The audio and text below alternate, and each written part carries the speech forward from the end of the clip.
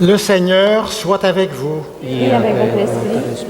Évangile de Jésus-Christ selon saint Luc. Gloire à toi, Seigneur.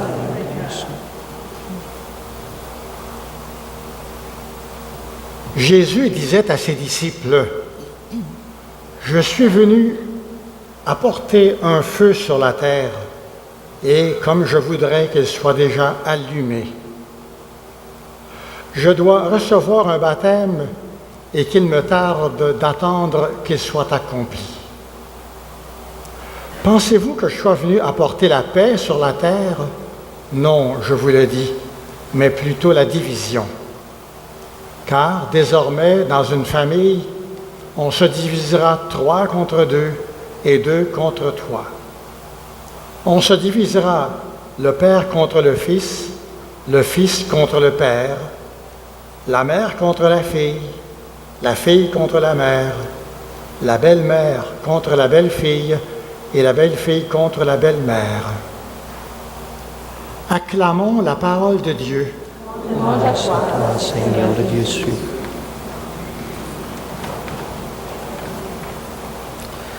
Mes amis, à la fin d'un évangile pareil, je me sentais un peu mal à l'aise de proclamer justement « Acclamons la parole de Dieu ».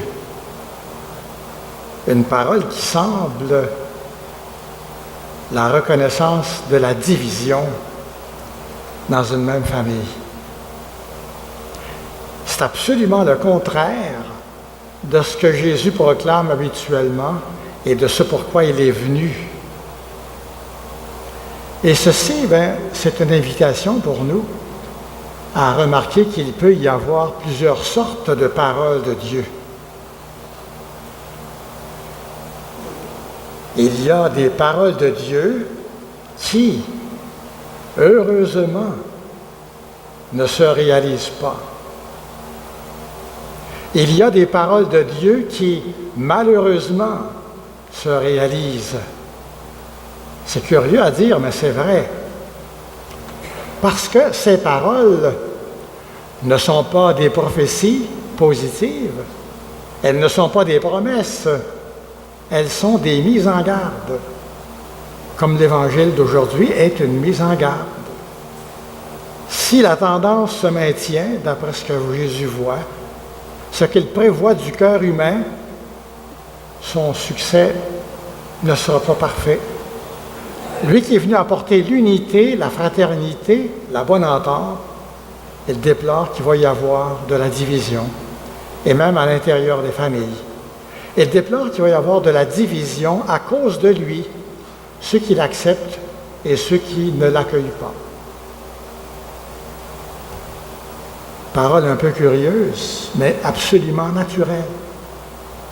Par exemple, je me rappelle, quand j'étais petit, ma mère me disait, si je prenais un grand couteau, « Attention, tu vas te couper. » Est-ce que c'était un souhait? Mais non, c'était une attention, une mise en garde. Si tu mets la chaise sur la table, que tu montes en plus sur la chaise, tu vas tomber, tu vas te faire mal. C'est une parole de mère. C'est une parole qu'elle souhaite ne pas voir se réaliser. Comme Jésus souhaite ne pas voir se réaliser la parole qu'il nous dit aujourd'hui.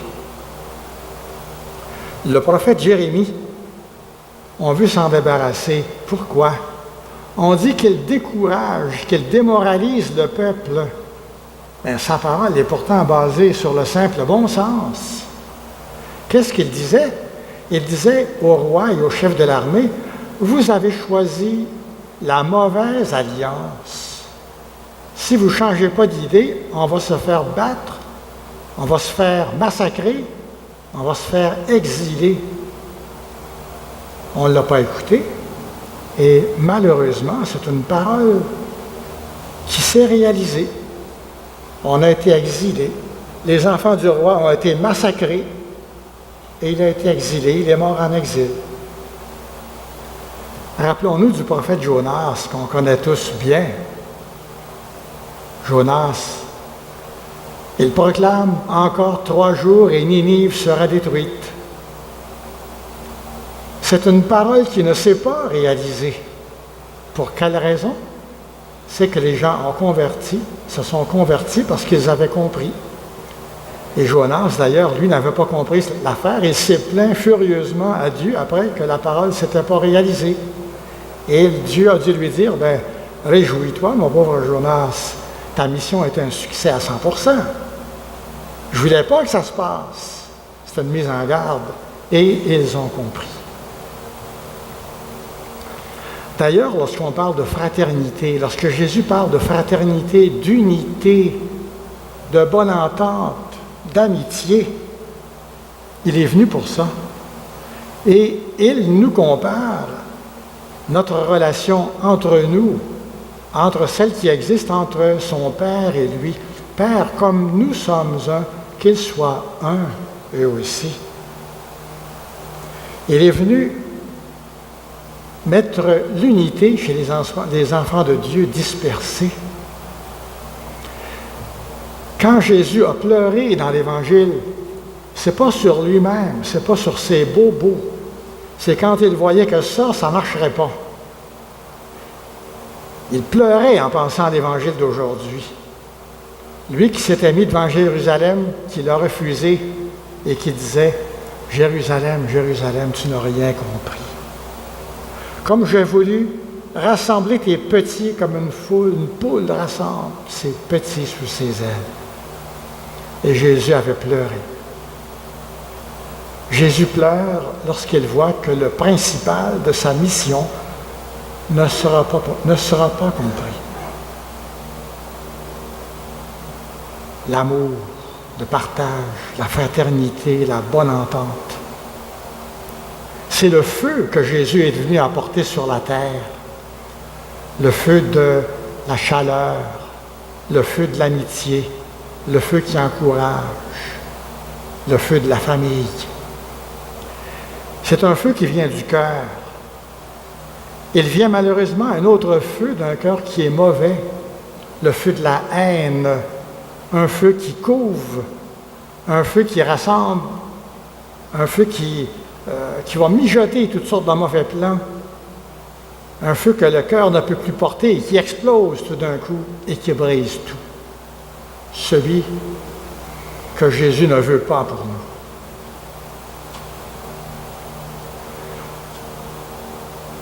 Quand j'étais petit, ma mère nous disait aussi, lorsqu'il y avait de la chicane parmi les enfants, elle disait, mais c'est assez les enfants, là. Puis toi, là, embrasse ton petit frère, embrasse ta petite sœur. Elle nous ramenait à l'essentiel. Comme Jésus, dans la parabole de l'enfant prodigue, nous rapporte à l'essentiel qui est le contraire de l'Évangile que nous avons aujourd'hui, donc qui est ce que Jésus veut que nous comprenions. Qu'est-ce qui s'est passé lors du retour de l'enfant prodigue? Celui qui est la division dans la famille, c'est devenu l'autre qui était bien correct, resté à la maison, et qui dit à son père, « Ouais, ton fils que voilà, qui a dépensé notre argent, on sait trop comment, là. » Le père lui dit, « Oh là, ton frère que voilà. » Mes amis, c'est l'année de la miséricorde. Demain, c'est la fête de l'Assomption. L'Assomption, la mère de la miséricorde, Marie. Elle nous dit, « Mes enfants, arrêtez donc de vous chicaner. Embrassez-vous, comprenez-vous. Comprenez la parole de mon Fils qui apporte l'amitié. Comprenez la parole de mon Fils qui dit, vous êtes tous frères et sœurs. » Il y a des paroles de Dieu qui se réalisent tout le temps parce qu'elles dépendent de lui. Ses promesses se réalisent. La promesse de la vie éternelle se réalise au-delà de nos croix et de nos souffrances actuellement et de nos combats actuellement. Et l'Assomption de Marie, c'est un signe que la parole de Dieu se réalise, parce que c'est la Vierge qui, au-delà de ses croix, de ses joies et de ses espérances, est maintenant avec Jésus. Une parole de Dieu qui se réalise aussi pour chacun et chacune de nous, qui, à la suite de Marie, sommes en pèlerinage sur le chemin de cette vie éternelle. Notre mère nous dit, vivez en frères et en sœurs, combattez la division, vivez la fraternité. Et c'est une bonne manière de nous reconnaître frères et sœurs de Jésus, fils et filles de Marie.